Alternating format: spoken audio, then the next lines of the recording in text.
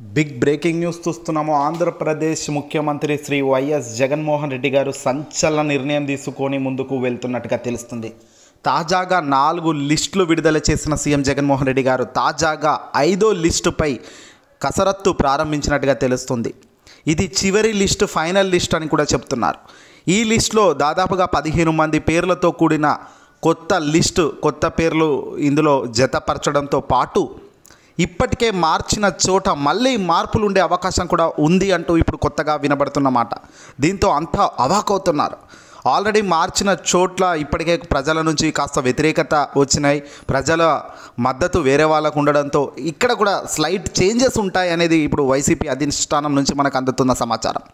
58 assembly, 10 Lok Sabha స్థానాల్లో ఇప్పటికే కొత్త ఇన్ఛార్జీల నియామకం అయితే పూర్తి చేసుకున్న ముఖ్యమంత్రి జగన్ ఇందులో కూడా మార్చే ఛాన్స్ అయితే కనబడుతుంది 5వ లిస్టులో.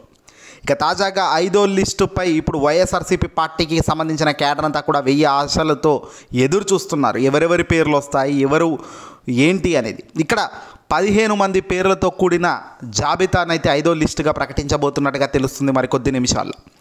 జగన్మోహన్ రెడ్డి గారు మొదటి నుంచి కూడా చెప్పారు, గ్రాఫ్ బాగుంటే మాత్రమే పరిగణంలోకి తీసుకుంటాము, గ్రాఫ్ బాగాలేకపోతే మాత్రం కష్టమని 3 సంవత్సరాల క్రితమే ఎమ్మెల్యేలకు కూర్చోబెట్టి వర్క్షాప్లో చెప్పాడు, ఎమ్మెల్యేల వర్క్షాప్లో. అయితే తాజాగా ఇప్పుడు అదే జరుగుతుంది కూడా. ఇందులో భాగంగానే గడిచిన 4 లిస్టులో వచ్చిన ఇన్ఛార్జీల నియామకం కూడా మనం చూస్తున్నాం.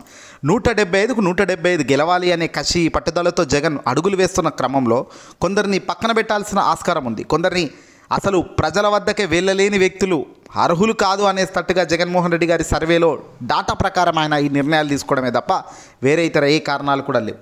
ఇక్కడ తాజాగా మార్చిన చోట కూడా మళ్ళీ కసరత్తు చేయడం, మళ్ళీ అందులో కూడా రీప్రిపరేషన్ జరిగి ఫైనల్గా అల్టిమేట్గా దీని మూలం ఏంటంటే ద బెస్ట్ అవుట్పుట్ రావాలి, ద బెస్ట్గా విజయం రావాలి, ద బెస్ట్గా ఎమ్మెల్యేల నియోజకవర్గాల్లో భారీగా గెలుపొందాలి అనే లక్ష్యమే ఇక్కడ నిర్మోహమాటంగా స్పష్టంగా కనబడుతుంది. నిన్న జరిగిన ఇండియా టుడే అంతర్జాతీయ సదస్సులో సైతం జగన్మోహన్ రెడ్డి గారు మాట్లాడుతూ అదే చెప్పారు. ఎందుకంటే ఏ పార్టీ చేసేదే కార్యక్రమం ఇదే.